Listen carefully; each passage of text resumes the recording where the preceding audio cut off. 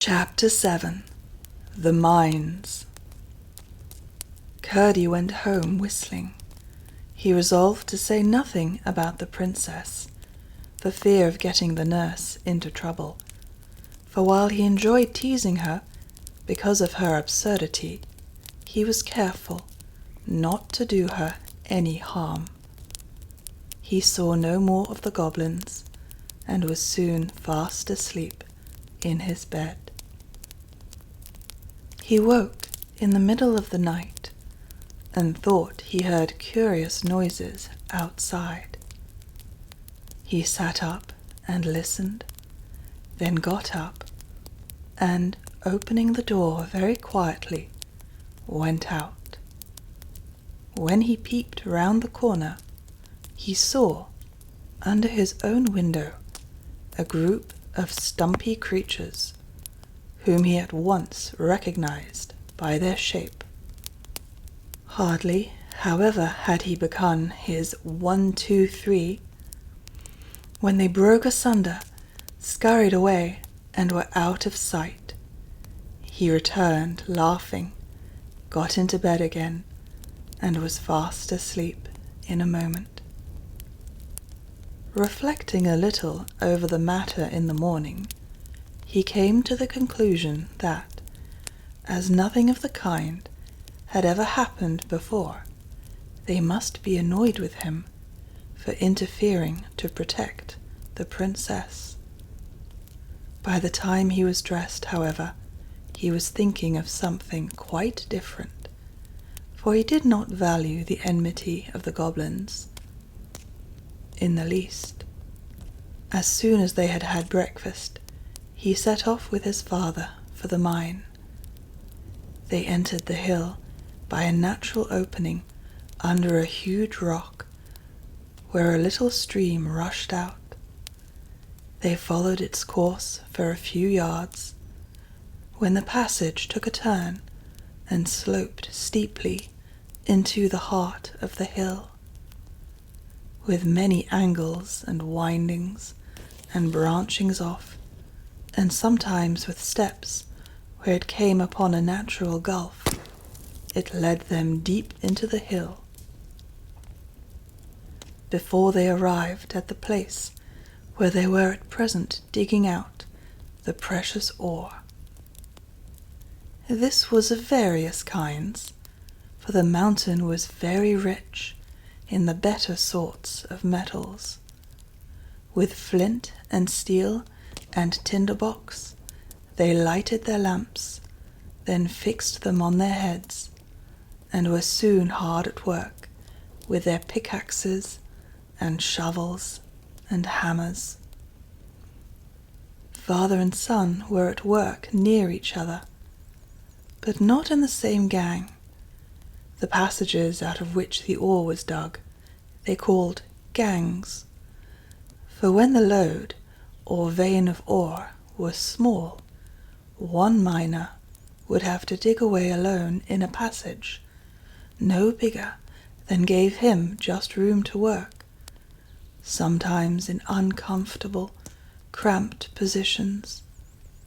If they stopped for a moment, they could hear everywhere around them, some nearer, some farther off, the sounds of their companions burrowing away in all directions in the inside of the great mountain, some boring holes in the rock in order to blow it up with gunpowder, others shoveling the broken ore into baskets to be carried to the mouth of the mine, others hitting away with their pickaxes. Sometimes, if the miner was in a very lonely part, he would hear only a tap-tapping, no louder than that of a woodpecker, for the sound would come from a great distance off through the solid mountain rock. The work was hard at best, for it is very warm underground, but it was not particularly unpleasant, and some of the miners, when they wanted to earn a little more money for a particular purpose, would stop behind the rest and work all night. But you could not tell night from day down there, except from feeling tired and sleepy, for no light of the sun ever came into those gloomy regions.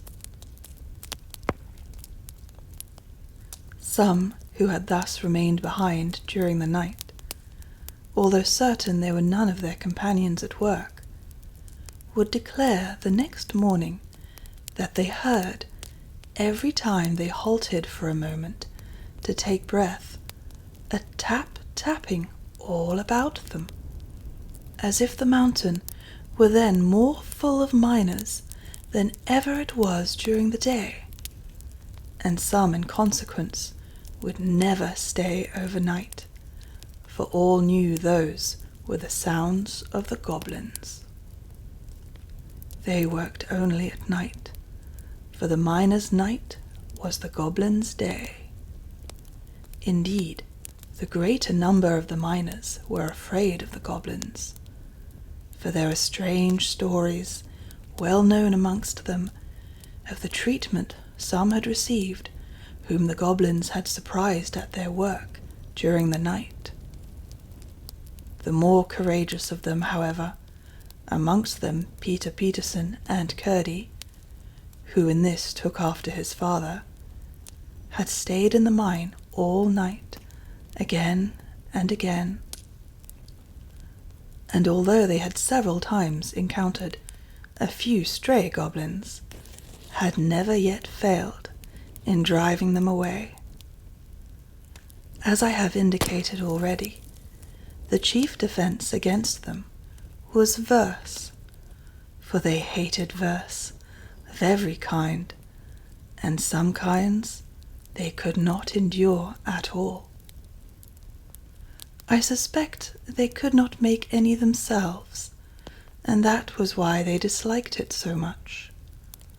At all events, those who were most afraid of them were those who could neither make verses themselves nor remember the verses that other people made for them, while those who were never afraid were those who could make verses for themselves. For although there were certain old rhymes which were very effectual, yet it was well known that a new rhyme, if of the right sort, was even more distasteful to them, and therefore more effectual in putting them to flight. Perhaps my readers may be wondering what the goblins could be about, working all night long, seeing they never carried up the ore and sold it. But when I have informed them concerning what Curdie learned the very next night, they will be able to understand. For Curdie had determined, if his father would permit him, to remain there alone this night, and that for two reasons. First, he wanted to get extra wages that he might buy a very warm red petticoat for his mother, who had begun to complain of the cold of the mountain air sooner than usual this autumn. And second, he had just a faint hope of finding out what the goblins were about under his window the night before. When he told his father, he made no objection, for he had great confidence in his boy's courage and resources. "I'm sorry I can't stay with you," said Peter, "but I want to go and pay the parson a visit this evening. And besides, I've had a bit of a headache all day." "I'm sorry for that, father," said Curdie. "Oh, it's not much. You'll be sure to take care of yourself, won't you?" "Yes, father, I will. I'll keep a sharp lookout, I promise you." Curdie was the only one who remained in the mine.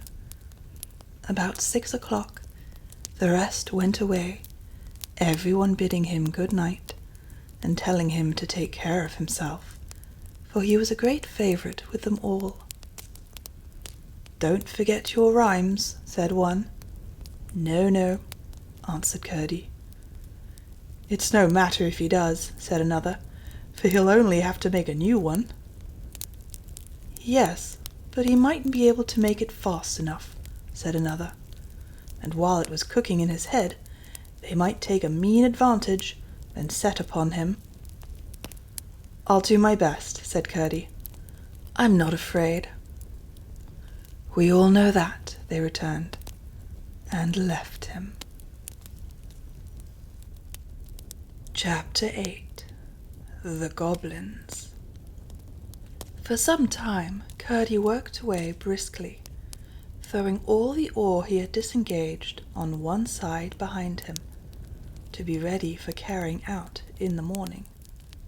He heard a good deal of goblin tapping, but it all sounded far away in the hill, and he paid it little heed.